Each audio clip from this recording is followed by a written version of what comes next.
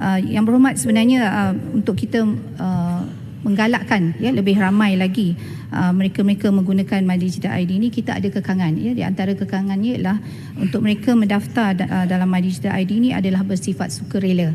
Jadi inilah di antara perkara-perkara yang kita kena bincangkan dengan lebih terperinci lagi, bagaimana untuk memastikan rakyat lebih ramai lagi mendaftar dalam My Digital ID ini. Jadi kerajaan juga sedang melihat kemungkinan untuk kita mewujudkan mungkin akta yang boleh menggalakkan ataupun mewajibkan mungkin rakyat untuk mendaftar My Digital ID, dan kita juga melaksanakan kerjasama dengan pelbagai pihak dan entiti, termasuklah entiti swasta, untuk kita juga meningkatkan penggunaan My Digital ID.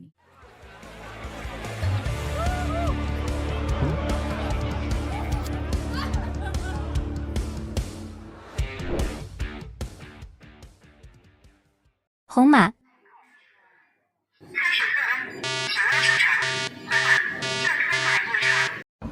So the latest in this dystopian outrage that is now all of China apparently is I once again cannot buy food. A couple days ago, my uncle and my cousin helped me get a cell phone that is linked to a Chinese bank card so that I could buy anything. But now, apparently, it has been flagged for some reason, and I have to pass facial recognition identity verification, which is insane, because all I want to do is just spend my gift card balance on this debit card.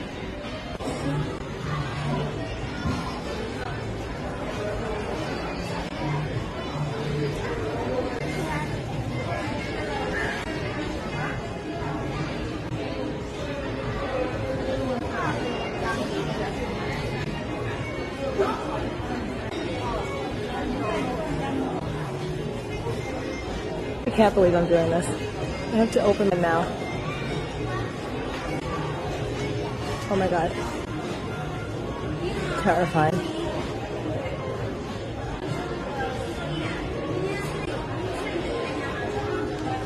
Oh.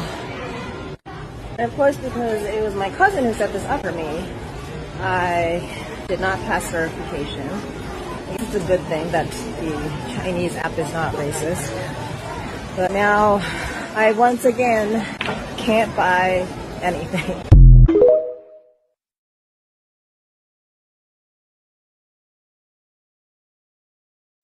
See that green code up there? Yeah. It's a green QR code. That is called your safety code. Yeah. And when the safety code is green, when you have to show your code anywhere. Entering a market, going to a bus, going to an airplane, going to another neighborhood, you have to scan in your code. If your code is yellow, that means you are restrained and you can only go in your neighborhood. They suspect you. If that code turns into red, you are practically jailed in your home. You're in prison. You can't go anywhere. And with that code, the second you scan that code in, everything will pop up on your phone, will pop up in government's computer. That is your health record. When your last time go doing testing, if you don't do tests for a few days, the code will turn yellow. And where did you go? They have all your life, entire set of data. The government has all the data. It's all done automatically. It's all done with machine, with all the AI technology. So the government can even reduce its police forces. It's all AI now. So with that code, you control your life. So how about if I go out, I lost my phone. So if you lost your phone, you'll not be able to go home. And you have to go through enormous trouble to get yourself another phone, another code. And it's now, I am not joking, but it's a real proposal today to inject some chips to people's body. Under the Constitution, human beings possess inherent rights to work, travel, and exist in society. These aren't privileges granted by the state, but protections that belong to you unconditionally by virtue of being a natural person. The caveat Great Reset flips this arrangement, turning inherent rights into permission-based access. These new digital gates require specific keys to open, biometric data, health statuses, and a digital ID. Without them, the system denies you entry to modern life. This paradigm shift is steered by the World Economic Forum, an organization that operates outside the boundaries of national elections. By embedding their standards into commentaria, statutory bodies, and global corporate chains, the WEF's agenda begins to dictate local law. When an unelected external body successfully directs the internal policies of a nation, it effectively functions as a parallel government. The true danger of this reset is its subtlety. It doesn't rely on physical arrests to achieve control. It uses total digital and social exile to force compliance from those who wish to maintain a normal life. Every citizen has a pre-built counterweapon against this influence. It's called Causa Autumn, a federal court case that establishes the legal framework for this exact fight. This case provides the evidence that forced biological digital evolution violates the Constitution and meets the elements of coercion found in Section 130B of the Penal Code. Causa Autumn relies on a specific legal standard, reason to believe. If the documents and actions of the state provide enough evidence to suggest a crime is being planned or committed, the law mandates that an investigation must be opened. This means you don't have to build a complex legal argument from scratch. You can adopt this existing foundation and apply its findings to your own local circumstances. The first tactical move is serving a standard notice, SN 2.0, to the specific officials or institutions enforcing these digital gates. The SN 2.0 creates a permanent record of documented knowledge. By serving this notice, you strip away the recipient's ability to claim they were just following orders or were unaware of the legal risks involved in their mandates. If a public servant ignores the notice or continues to restrict your rights, you use their silence to file a targeted police report. You are reporting a specific failure to act after being formally notified of the law. From there, you move to the Class 2 Magistrate Court. You can apply Section 166 against officials who knowingly disobey legal directions to cause injury, and Section 167 against those generating inaccurate status documents or digital records. Section 380 of the Criminal Procedure Code provides a critical shortcut, private prosecution.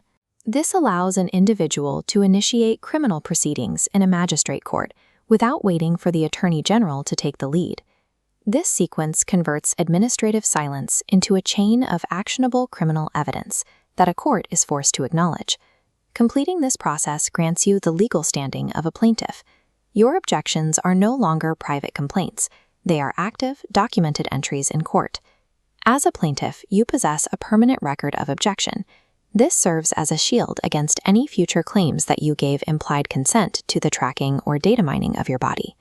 You also gain the ability to seek declarations of liability. This forces the court to rule on whether the enforcers of the Great Reset are acting under the illegal influence of a parallel government. Most importantly, you can apply for immediate legal protection. These injunctions can prevent the loss of your job, your travel rights, or your services, while the court determines the legality of the system's demands. The aggressive application of the law ensures that your life remains your own. By acting as a plaintiff, you defend the principle that your right to live is inherent, and it requires no digital permission to exist. With a CBDC, a government could program your money so you can't buy fuel or plane tickets or even non-green foods and groceries once you hit your monthly carbon limit. China is one of the world's leaders in creating digital currency, but they're also a world leader in censorship and punishing their citizens for stepping outside the lines. In China, saying negative things about the government or taking part in protests can already result in a citizen's right being taken away. Central bank digital currencies are not currencies. It's a financial transaction control grid. If you don't behave, you can have your money turned off. How How concerned are you about the collapse of the U.S. dollar, sir? It's the end of the dollar system. So the end is near for the US dollar, and my concern is it's going to wipe out stocks, bonds, mutual funds, ETFs. CBDC. If that happens, we're done. I mean, COVID makes it accelerates the process of digitalization and automatization. It legitimizes the deployment of mass surveillance, and it makes surveillance go under your skin. This is Richard Werner, the top academic scholar in the world on central banking. The nature of this CBDC, what is it actually going to look like? They never talk about that. Right. But I heard one European central banker tell me what it's going to look like. He saw it. And it was around this large and would be implanted under your skin. Have you heard anyone talk about Saudi Arabia getting rid of the petrodollar? Have you seen that anywhere? We are about to face one of the greatest periods of uncertainty in American history. Organize your finances, expand your knowledge, your insight as to what it is that you have, and then start making decisions. And one way to protect your money is by investing in precious metals, gold and silver. That's always been a great way to make sure that you keep your money and you keep it safe. When you go to bh-pm.com, use promo code TRUMP. That way, if you decide you want to invest in gold and silver, you'll save yourself a little bit of money. Okey, jom kita bincang. Selamat kembali ke kupasan kita. Hari ini kita nak selidik satu dokumen perundangan strategik yang boleh dikatakan cukup menarik. Ia membincangkan satu kerangka macam mana rakyat boleh bertindak untuk melindungi hak perlembagaan mereka. Fokus utama kita hari ini adalah mengenai apa yang didakwa oleh dokumen ini sebagai caveat Great Reset. Ini satu konsep di mana hak hidup biasa kita dikatakan bakal ditukar kepada akses bersyarat, bergantung kepada status kesihatan, data tubuh, ID digital dan pematuhan sistem. Kita juga akan tengok macam mana rujukan Kausa Adam di Mahkamah Persekutuan menyediakan asas fakta dan perundangan untuk mencabar struktur itu. Ini termasuklah langkah praktikal melalui notis SN 2.0 dan tindakan di Mahkamah Magistrate. Jadi, mari kita mulakan. Okey, mari kita selami isu ni. Pernah tak anda terfikir, macam mana kalau hak asasi anda tiba-tiba bertukar jadi satu ganjaran yang bersyarat? Bayangkan, benda biasa yang kita buat hari-hari, pergi kerja, memandu, bersosial, tiba-tiba bukan lagi hak mutlak kita. Sumber yang kita rungkai hari ini membentangkan satu hujah yang agak merisaukan. Hak untuk hidup seolah-olah tidak lagi dijamin. Sebaliknya, ia cuma diberikan bila kita melepasi syarat pematuhan sistem tertentu. Menarik kan? Untuk kupasan hari ini, agenda kita terbahagi kepada 5 perkara utama. Pertama, hak bersyarat. Kedua, asas perundangan. Ketiga, mengambil tindakan melalui notis SN 2.0. Keempat, pendakwaan persendirian. Dan yang terakhir, manfaat sebagai plaintiff. Kita masuk terus ke bahagian pertama, hak bersyarat, iaitu apabila kehidupan itu sendiri menjadi bersyarat. Menurut sumber kita, caveat Great Reset ditarifkan sebagai satu sistem di mana kehidupan normal kita dilayan seolah-olah ia adalah satu ganjaran kerana mematuhi mandat digital dan kesihatan global yang baharu. Dan perincian yang lebih menonjol kat sini, perubahan ini didakwa didorong oleh sebuah entiti yang dipanggil Kerajaan Selari atau Parallel Government, seperti Forum Ekonomi Dunia atau WEF. Mereka ini dikatakan mendikte dasar dan menentukan kelayakan manusia untuk berpartisipasi dalam masyarakat, walaupun mereka sebenarnya tak pernah pun dipilih secara demokratik oleh rakyat. Benda ni dengan jelas menggariskan satu masalah teras, iaitu wujudnya satu anjakan paradigma yang disifatkan berbahaya oleh pengarang. Cuba fikirkan, daripada kita memegang status sebagai manusia bebas dan subjek perundangan semula jadi, dokumen ini berhujah bahawa kita kini berdepan risiko menjadi individu yang bergantung sepenuhnya pada kelulusan sistem. Kebebasan bergerak kini didakwa dah berubah menjadi sekadar izin perjalanan. Mari kita bawa teori ni ke realiti harian kita. Cuba bayangkan, tiba-tiba cukai jalan kenderaan anda tak boleh diperbaharui atau akaun bank anda dibekukan secara mengejut. Bukan sebab anda buat jenayah, tapi semata-mata sebab profil digital atau status biologi anda dilabel sebagai tidak patuh oleh sistem pentadbiran. Ia betul-betul menyentuh rutin harian dari isu gaji sehinggalah kepada sekecil-kecil akses kepada perkhidmatan kerajaan. Seterusnya, kita beralih ke bahagian kedua, asas perundangan, yang dikenali dalam dokumen ini sebagai Kausa Adam. Jadi, apa peranan Kausa Adam ni sebenarnya? Ia dikatakan bertindak sebagai satu asas perundangan dan tapak fakta bersama di Mahkamah Persekutuan. Dokumen ini menghuraikan bagaimana kerangka ini menggabungkan prinsip perlembagaan, isu ancaman awam dan tanggungjawab pihak berkuasa untuk menyiasat ke dalam satu rantaian undang-undang yang kukuh. Ini penting supaya rakyat yang terjejas tak perlulah nak pening kepala membina hujah perundangan mereka dari kosong. Logik di sebalik kerangka ni agak terus terang tapi sangat krusial. Kerajaan tidak boleh sesuka hati mendakwa yang rakyat dah berikan persetujuan termaklum atau informed consent terhadap sebarang dasar digital mahupun tubuh badan jika tiada siasatan bebas yang terperinci dilakukan terlebih dahulu. Ringkasnya, tanpa siasatan minimum, tiada persetujuan termaklum dan bila tak wujud persetujuan termaklum, secara automatiknya dasar tersebut kehilangan legitimasinya. Ini bahagian yang pada saya sangat mencuri tumpuan. Dokumen ini secara spesifik memetik Seksyen 130B2 C22 Kanun Keseksaan. Melalui petikan ini, ia menimbulkan satu persoalan yang cukup berat. Adakah penjawat awam dan pembuat dasar domestik benar-benar mematuhi sumpah perlembagaan mereka? Atau sebenarnya mereka terpaksa bertindak di bawah tekanan struktur luaran seperti WEF tadi? Sekarang, kita masuk ke bahagian ketiga, mengambil tindakan. Kita akan lihat peranan Notis SN 2.0. Bila kita sebut pasal Notis SN 2.0 ni, jangan salah faham. Ia bukanlah sekadar risalah kempen yang kita selalu dapat tu. Ia digambarkan sebagai sebuah instrumen perundangan yang serius. Rakyat boleh gunakan notis rasmi ni untuk memaklumkan kepada penjawat awam atau entiti korporat mengenai dakwaan di bawah Kausa Adam. Objektifnya jelas, untuk menyalurkan pengetahuan, meminta jawapan rasmi dan mencipta satu rekod perundangan awal. Prosedur penggunaannya sangat teratur. Pertama, serahkan notis tersebut dan rekod tarikhnya dengan tepat. Kemudian, berikan masa untuk pihak terbabit bertindak atau menafikan. Lepas tu, kita nilai jawapan mereka dan rekodkan sebarang keengganan atau kegagalan untuk mengambil tindakan. Langkah terakhir yang dicadangkan adalah membuat laporan polis bersandarkan rekod tadi. Tujuannya adalah untuk membina jejak dokumen yang kebal, membuktikan siapa tahu apa dan pada waktu bila. Di sinilah kaitan makro dan mikro itu berlaku. Kalau Kausa Adam tu berfungsi sebagai perisai di peringkat makro negara, Notis SN 2.0 pula memaksa warga negara untuk turun padang, merekodkan fakta secara spesifik. Ia menuntut individu untuk mendokumentasikan dengan tepat bagaimana mereka secara peribadi telah diancam, dinafikan perkhidmatan atau dicederakan oleh syarat-syarat sistem ini. Okey, seterusnya kita ke bahagian keempat, pendakwaan persendirian di Mahkamah Magistrat. Dokumen ini juga menjelaskan satu mekanisme di mana rakyat sebenarnya diperkasakan di bawah Seksyen 380 Kanun Prosedur Jenayah. Seksyen ini membenarkan individu untuk memulakan prosiding jenayah sendiri yang dikenali sebagai pendakwaan persendirian. Namun, sumber ini turut mengingatkan bahawa walaupun rakyat boleh bertindak, peguam negara masih mengekalkan kuasa tertinggi untuk mencampur tangan pada bila-bila masa. Mari kita tengok prosesnya secara ringkas. Bila warga negara melangkah masuk ke Mahkamah Magistrat Kelas 2, plaintiff akan memfailkan aduan rasmi terlebih dahulu. Kemudian, magistrat akan teliti aduan tu untuk melihat sama ada wujud kes prima facie.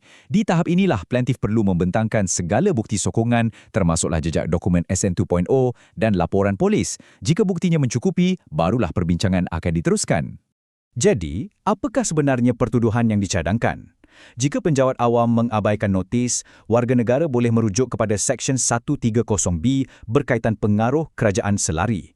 Mereka juga boleh menggunakan Seksyen 166 iaitu atas alasan penjawat awam mengingkari undang-undang. Selain itu, ada juga Seksyen 167 yang melibatkan tindakan penjawat awam menyediakan dokumen palsu atau tidak tepat dengan niat yang boleh memudaratkan orang awam. Dan akhirnya, kita tiba di bahagian kelima, manfaat menjadi seorang plaintiff. Kenapa nak ambil semua tindakan ni? Jawapannya cukup mendalam. Menurut dokumen ini, sekadar mengeluh dan menjadi pemerhati pasif tak akan menyelesaikan isu. Apabila anda mendaftar sebagai plaintiff, dinamik kuasa itu automatik bertukar. Anda bukan lagi cuma menunggu di luar pagar, sebaliknya anda bertukar menjadi pihak aktif yang secara undang-undangnya memaksa sistem tersebut untuk merespon dan memberikan jawapan. Manfaat perundangan yang digariskan juga sangat nyata. Anda akan memperolehi kepentingan perundangan individu dan boleh memohon perintah perlindungan. Tapi poin yang paling kritikal di sini adalah anda sedang membina rekod bantahan yang rasmi. Rekod bertulis ini sangat penting sebab ia menghalang mana-mana pihak berkuasa daripada mendakwa di kemudian hari bahawa anda, kononnya, telah bersetuju dan rela di bawah sistem pematuhan tersebut. Bila kita zoom keluar melihat keseluruhan gambar, tindakan mikro individu ini secara langsung menyokong gerakan makro kausa Adam di Mahkamah Persekutuan. Setiap satu pendakwaan persendirian ini menambah beban bukti. Ia mengesahkan secara hitam putih bahawa ancaman terhadap hak ini adalah satu krisis berskala nasional yang meluas dan bukannya sekadar keluhan terpencil satu dua individu. Kita dah di penghujung kupasan dan dokumen ini merumuskan intipati isunya dengan satu kenyataan falsafah yang cukup berat. Dengarkan ini. Manusia hidup kerana hak asalnya sebagai manusia semula jadi, bukan kerana dia memperoleh status patuh daripada sebuah kerajaan selari. Maknanya di sini, hak untuk wujud, bergerak dan bernafas sepatutnya tidak ditentukan oleh sekeping chip, status data mahupun kelulusan pentadbiran yang tidak anda undi.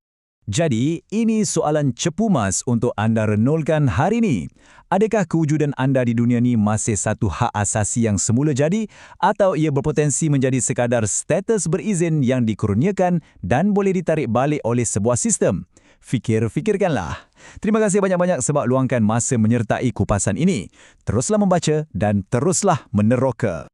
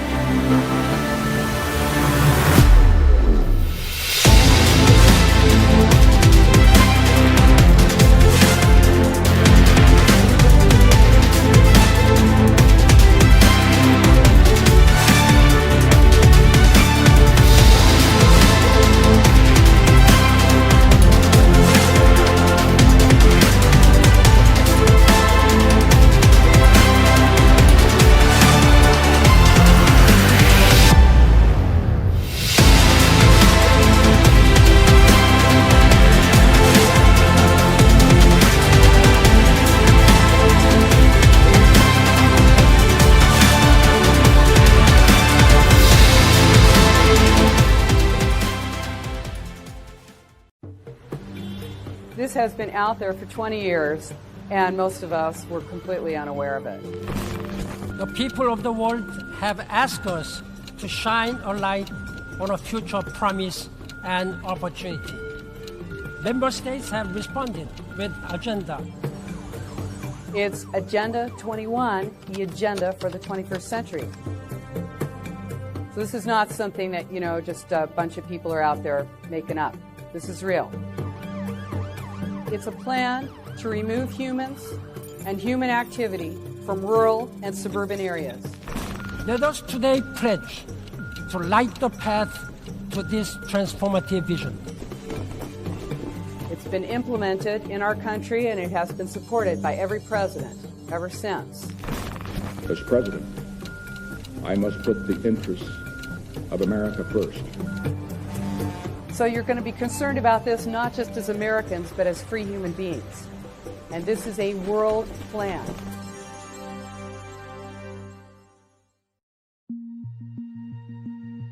It is a blueprint.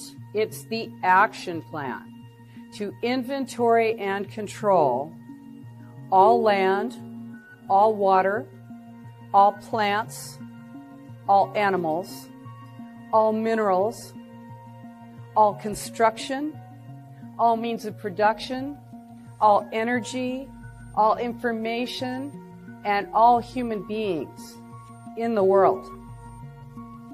It doesn't get any more comprehensive than that, does it?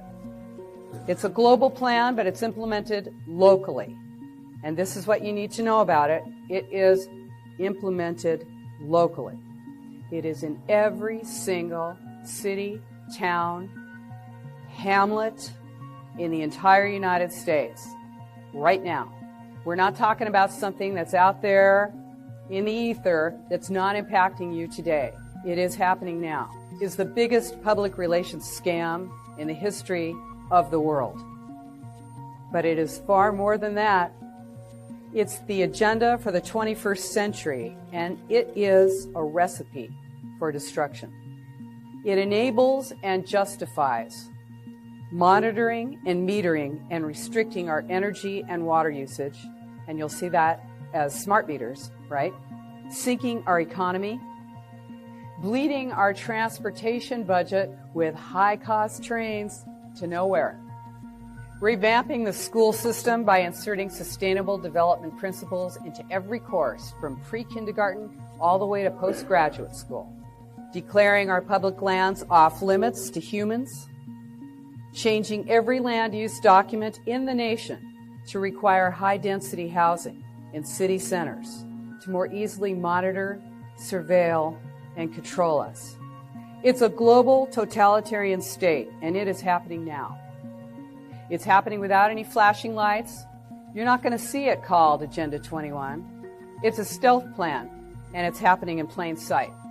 Every takeover has its own philosophy, and this one does too, and it's called communitarianism. It's the overarching political and social philosophy that goes with this plan. It's communitarianism. Only on Johnny Bigger. And what is that? It says that the individual's rights have to be balanced with the rights of the community. Now, our Constitution guarantees us our individual rights to life, liberty, and the pursuit of happiness, whatever that may be. But communitarianism says that it's all for the common good, that the individual's rights need to be balanced with the rights of the community. Now, we don't know what the community's rights are because they're not delineated. They're not written anywhere. They can change at any time. They're those amorphous rights that it's living, it's growing, it's moving, it's changing, it's whatever they say it is. So you're going to balance your individual rights with the rights of the community, and guess what?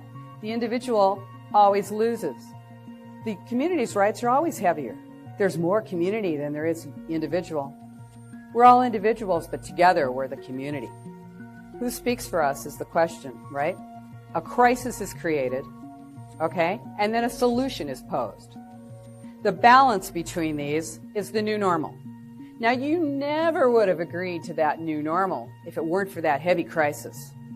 But now you got to do something, right? You're in a panic. And now, without that crisis pressuring you, you would never have accepted that new solution. They came back, 1992, with Agenda 21. This is it. It's a real thing, believe it or not. It is an inventory and control plan. This is what they do. They're inventorying you, your use of energy. It's what you take in and what goes out. They're monitoring and measuring cities. The two parts of Agenda 21 are imposed, and that is smart growth, which is moving populations into concentrated city centers and restricting mobility, where we can be more easily monitored, controlled, and surveilled.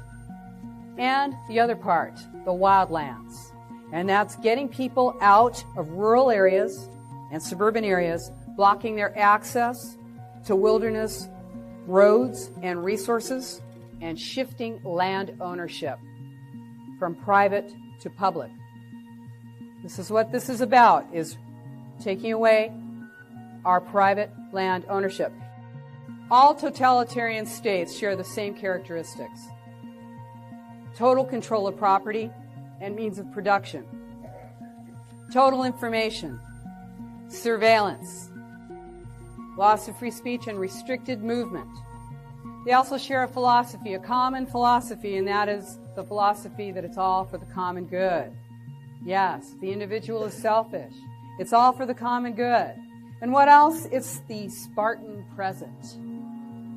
Austerity.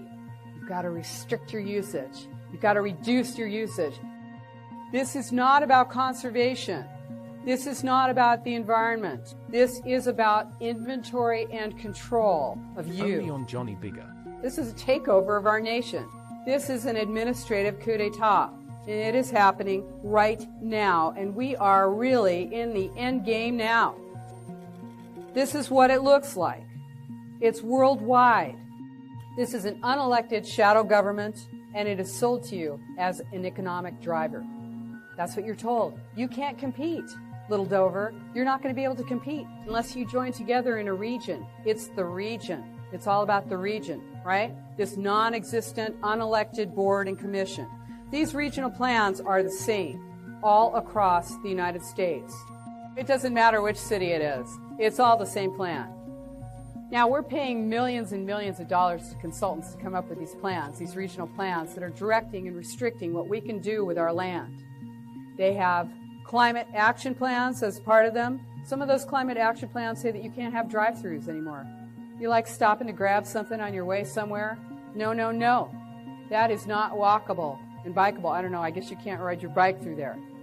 Okay, no more drive-thrus in my town.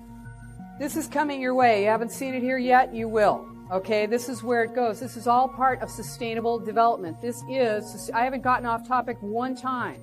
This is sustainable development, Agenda 21 sustainable development, restricting, controlling, inventory. This is it. They're using our money. They're taking our money. They are sinking our economy. This is designed to fail. That's what's so incredible about it.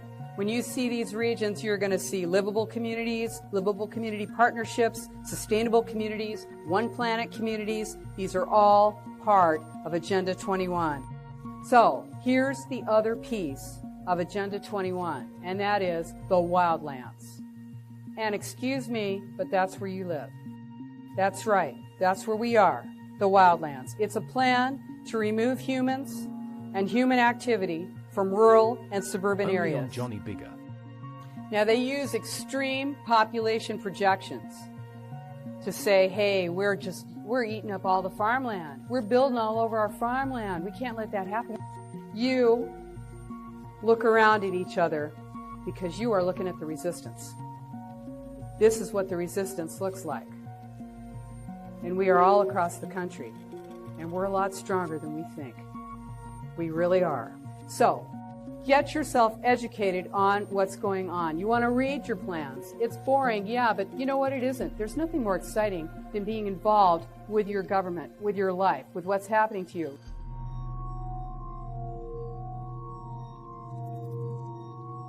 Cuba anda bayangkan senario ni.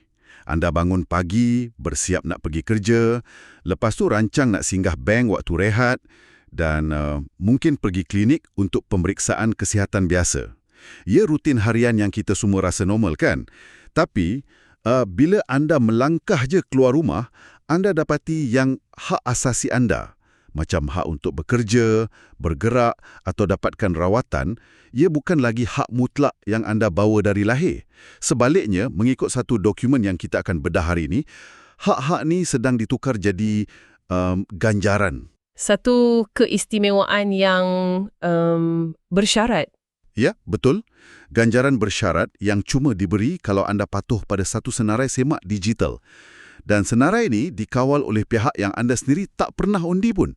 Kiranya, kalau profil digital anda merah, kehidupan normal anda terus terhenti. Dan peralihannya, kalau kita rujuk pada teks yang kita sedang kaji sekarang, ia tak berlaku melalui kereta kebal di jalanan atau pengisytiharan darurat. Ia berlaku secara sangat senyap. Macam mana tu? Melalui kemaskini terma dan syarat. Benda yang kita selalu tekan setuju dekat aplikasi telefon pintar tu, atau mungkin syarat baharu untuk perbaharui lesen. Ia kiranya satu anjakan birokrasi, bukannya revolusi bersenjata. Okey, sebelum kita pergi lebih mendalam, mari kita tetapkan dulu parameter penerokaan mendalam kita hari ini. Kita akan meneliti sebuah dokumen strategik dan perundangan yang sangat terperinci. Dokumen ni bawa dakwaan berani pasal apa yang pengarang dia panggil sebagai Caveat Great Reset. Betul. Dan ia juga gariskan asas perundangan yang dipanggil Kausa Adam di Mahkamah Persekutuan serta plan tindakan taktikal untuk rakyat awam. Ya, plan untuk rakyat cabar struktur ni. Tapi satu amaran penting untuk anda yang sedang mendengar. Kita di sini bukan nak menyokong atau menolak dakwaan dokumen ni. Kita neutral. Fokus kita cuma untuk melaporkan apa yang tertulis dalam sumber ini, kaji logik undang-undang dia dan sama sekali tidak menyebelahi mana-mana pihak. Tak kira anda rasa ni fakta atau teori konspirasi, rangka kerja perundangan yang dicadangkan ini adalah satu kajian kes yang sangat luar biasa. Okey, mari kita rungkai perkara ini. Boleh? Mari kita mula dengan ancaman asas. Istilah Caveat Great Reset. Caveat ni maksudnya amaran atau syarat. So, apa sebenarnya motivasi di sebalik sistem yang letakkan syarat pada hidup kita ni? Kenapa ada pihak nak kawalan macam tu? Kalau ikut pengarang dokumen ni, motivasi utama mereka adalah penggabungan biologi dan digital atau mereka sebut bio-digital convergence. Tujuannya konon untuk kecekapan pentadbiran dan kawalan mutlak.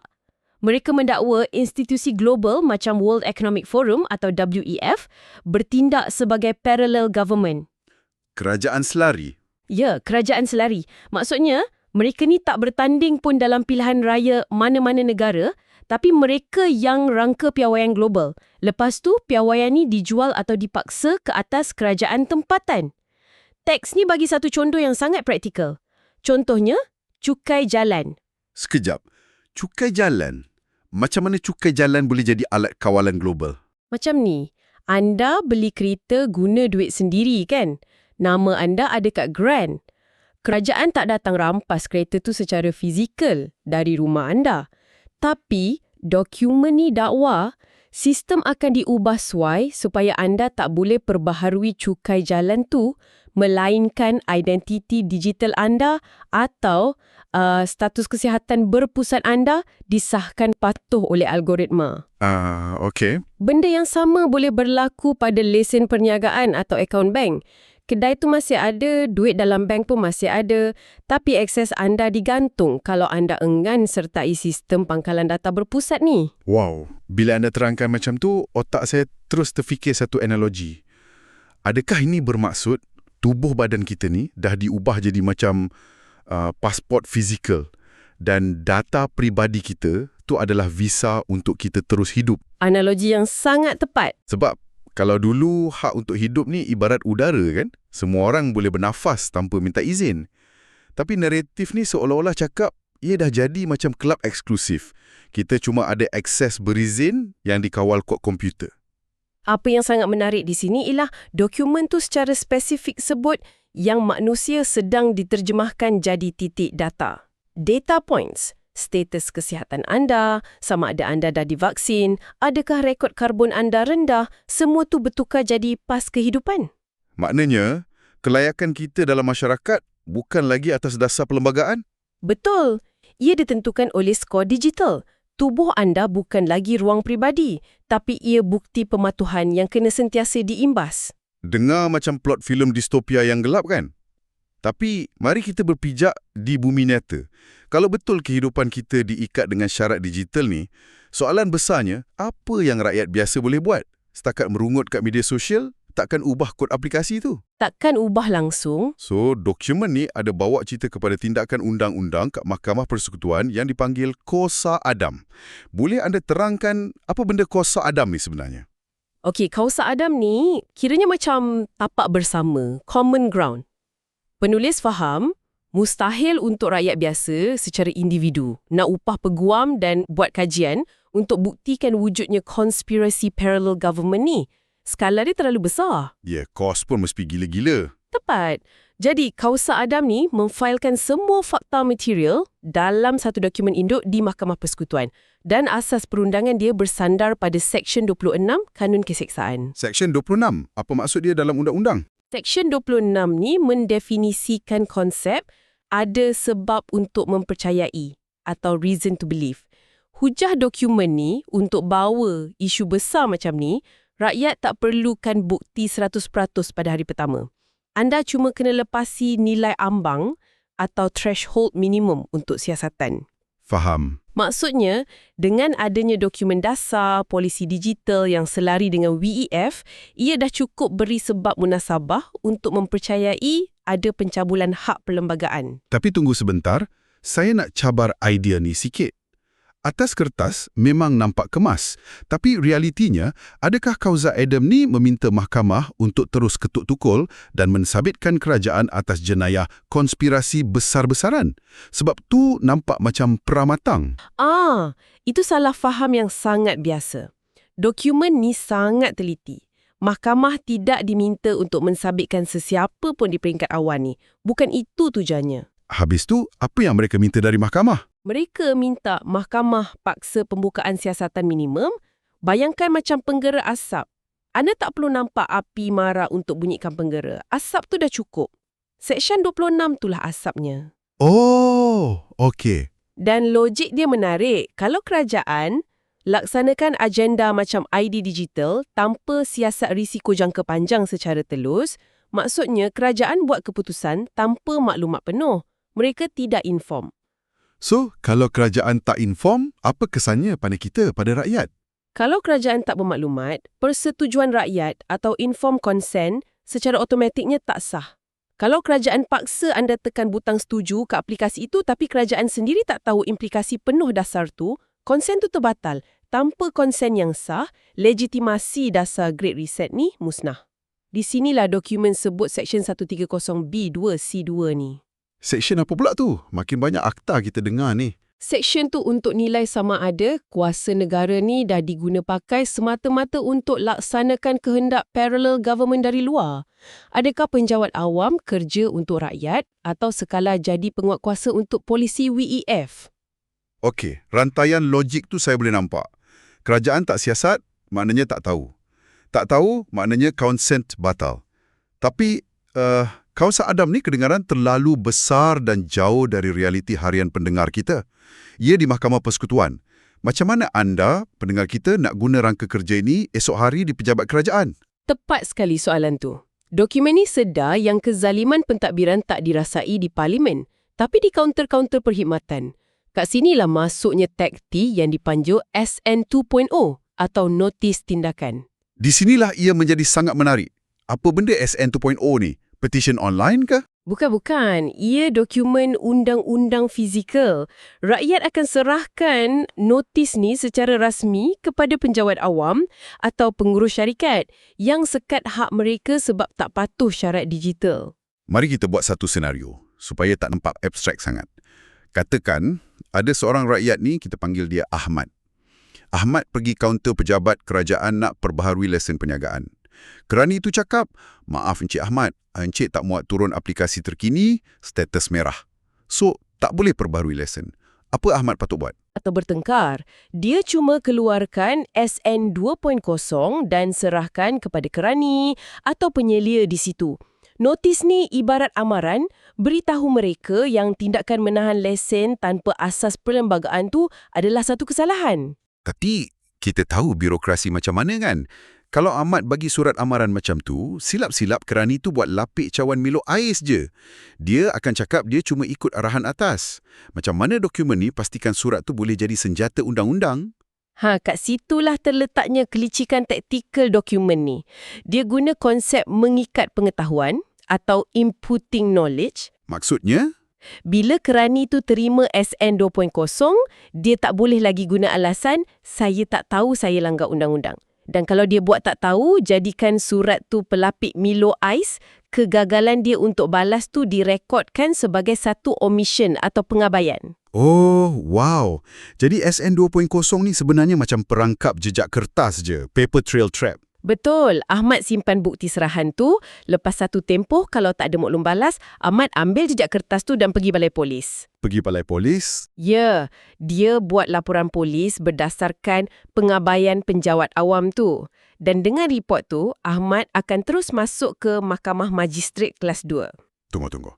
Ahmad terus ke mahkamah. Boleh ke rakyat biasa macam Ahmad mulakan kes jenayah sendiri? Tak payah lalu peguam negara ke? Boleh. Ini perkara yang ramai orang awam tak tahu. Dokumen rujuk kepada Seksyen 380 Kanun Prosedur Jenayah. Ia benarkan hak memulakan pendakwaan persendirian, private prosecution. Wait, really? Mahkamah Magistrat Kelas 2 tu macam mana pula? Ahmad kena pakai jubah peguam ke? Tak payah. Mahkamah Kelas 2 ni direka untuk kes ringkas. Ahmad boleh wakili diri dia sendiri. Bawa fail berisi SN 2.0 dan laporan polis menghadap magistrat. Gila. Habis tu, dia nak dakwa kerani tu guna akta apa? Dokumen senaraikan dua senjata utama, Seksyen 166 dan 167 Kanun Keseksaan. Okey, rungkai sikit seksyen ni. Apa relevan Seksyen 166? Seksyen 166 ni kalau penjawat awam sengaja ingkar undang-undang sampai bawa kecederaan atau kerugian kewangan pada seseorang, bila kerani tu sekat lesen Ahmad, lepas tu terima notis tapi abaikannya, elemen ingkar undang-undang tu dah dipenuhi. Dan Seksyen 167? Ini lebih spesifik untuk sistem digital. Seksyen 167 ni, pasal penjawat awam sedia dokumen yang dia tahu tidak betul. Contohnya? Contohnya, sijil digital anda dikemas kini secara automatik jadi berisiko tinggi semata-mata sebab anda tak cucuk sesuatu rawatan. Profil digital tu dalam undang-undang boleh dihujah sebagai dokumen palsu atau tak betul yang disediakan oleh pihak pangkalan data. Ini satu strategi penembusan sistem yang sangat tersusun dari Mahkamah Persekutuan turun ke ribuan kes mikro di Mahkamah Magistrat. Tapi persoalan realiti, kenapa anda atau sesiapa yang dengar ni perlu bersusah payah jadi plaintiff, turun naik mahkamah, gaduh kat kaunter, kenapa tak jadi pemerhati pasif, scan barcode dan harap keadaan akan pulih sendiri? Penulis bagi amaran, kalau anda sekadar perhati, anda bergantung pada nasib. Dan kalau anda patuh senyap-senyap sebab takut hilang kerja, sistem akan anggap itu sebagai persetujuan sukarela. Oh, maksudnya sistem akan rekod kita setujulah. Ya, tapi dengan jadi plaintiff, hantar SN 2.0, anda dapat locus standi, kepentingan undang-undang. Paling utama, anda sedang buat rekod bantahan rasmi sebelum paksaan tu berkuat kuasa sepenuhnya. Jadi, apakah maksud semua ini? Bila kita sintesiskan semuanya, matlamat akhir taktik ni bukan nak penjarakan kerani, tapi ia adalah perlindungan. Rakyat nak memohon deklarasi liability, satu pengesahan mahkamah supaya hak kita sebagai manusia semula jadi tak ditukar jadi subjek digital. Tepat. Jika kita hubungkan perkara ini dengan gambaran yang lebih besar, bayangkan kalau beribu rakyat memfailkan kes secara serentak. Penyertaan ramai ini akan memperkuatkan kausa Adam di Mahkamah Persekutuan. Ia buktikan ini bukan rungutan terpencil, tapi tuntutan awam yang sah untuk hidup bebas dari parallel government. Okey, mari kita rumuskan perjalanan bedah siasat kita hari ini. Kita mula dari ancaman caveat, Great Reset yang tukar hak asasi jadi ganjaran. Lepas tu kita faham kerangka kausa Adam. Dan akhirnya pelan tindakan SN 2.0 oleh rakyat di Mahkamah Magistrat. Satu logik undang-undang yang menyeluruh. Ya. Tapi saya kena ingatkan anda semua sekali lagi, secara berhati-hati, diskusi kita ni sekadar analisis terhadap dokumen tersebut. Ia cuma satu sudut pandang perundangan. Sama ada ia berjaya atau tidak, ia masih perdebatan. Tapi sebelum kita tamat, ini menimbulkan satu persoalan penting untuk kita tinggalkan. Dokumen ini sebut pasal Seksyen 254 Kanun Prosedur Jenayah, di mana peguam negara ada kuasa mutlak untuk hentikan mana-mana pendakwaan persendirian. Ya. Jadi, kalau ribuan rakyat bangkit jadi plaintiff dan failkan kes untuk cabar sistem ni, apa akan jadi bila kuasa mutlak peguam negara ni bertembung berdepan dengan gelombang pendakwaan persendirian rakyat? Siapa yang akhirnya menentukan makna sebenar keadilan? Satu pertembungan yang pasti epik. Itu saja masa yang kita ada. Fikirkan soalan tu bila anda jalani hari anda esok. Terima kasih banyak kerana menyertai kami membedah sumber yang merangsang minda ni. Jaga diri, fahami hak anda dan kita jumpa lagi. Malaysia merancang untuk memperkenalkan undang-undang baharu bagi mentafsir semula kedaulatan negara selaras dengan perkembangan teknologi kecerdasan buatan AI.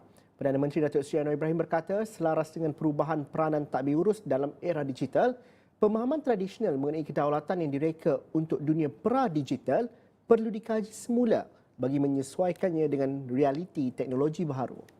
AI so penetrative, so compelling that it covers the whole spectrum of governance and daily life that we leaders have no choice but to try and grasp this new technology. Now, second issue which relates to the issue of governance is sovereignty. Governments are there to protect sovereignty. But then the word sovereignty actually predates new technology. It has to be reviewed, repurposed to protect the security, yes, of the nation, but at the same time to allow for this new space to accord companies and operations in the cloud within the sovereign area, but still totally independent of national laws, accepting for protecting borders and security. So, beliau berkata demikian semasa sesi panel di Forum Ekonomi ASEAN GCC Fortune 2025 hari ini. Turut hadir ialah Timbalan Perdana Menteri Datuk Seri Ahmad Zahid Hamidi, Menteri Pelaburan Perdagangan dan Industri Tengku Datuk Seri Zafrul Abdul Aziz dan Menteri Dalam Negeri Datuk Seri Saifuddin Nasution Ismail. Mengulas lanjut, Anwar turut menolak kritikan bahawa pandangannya mengenai AI terlalu bersifat falsafah sambil menegaskan bahawa Malaysia perlu bertindak dengan tegas. Beliau berkata walaupun AI menawarkan potensi besar, pembangunannya tidak boleh mengorbankan nilai tempatan dan kepelbagaian intelektual.